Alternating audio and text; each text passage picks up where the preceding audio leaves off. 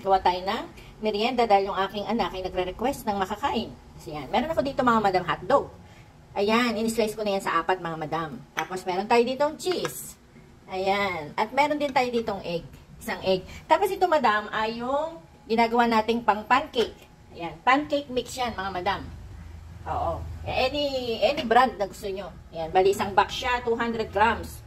Oo. So, nahuhulaan nyo na ba mga madam kung anong gagawin natin? Yan. Gagawa tayo ng corn dog. Yan. So, papakita ko sa inyo kung gaano lang kadaling gawin yan mga madam. Yan. Yan ang ating mga ingredients. Ayan mga madam, nilagyan natin ito ng tubig.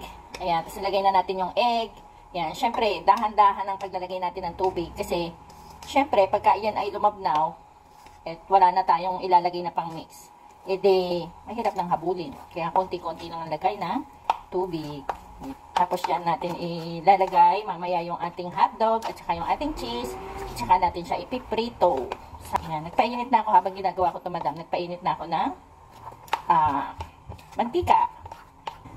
So, kailangan pag idinip natin dyan mamaya yung ating hotdog at saka yung ating cheese na itutuhog natin sa stick, dapat yan ay sasama siya. Ayan, ayan na siya mga madam. Pinagsama-sama na natin ang ating cheese at ang ating hotdog. Tapos ito na yung ating pancake mix. Dapat ganito ka-consistent siya.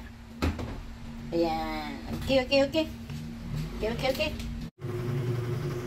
Oh, ayan mga madam. Naglagay tayo dyan ng oil. Pagkatapos, nilagay na natin yung ating corn dog. Ito na po ang finished product ng ating corn dog. Aba madam, may pasirop pa sa gitna yan. Oh, sino ka dyan? Yun lang po mga madam. Thank you for always watching.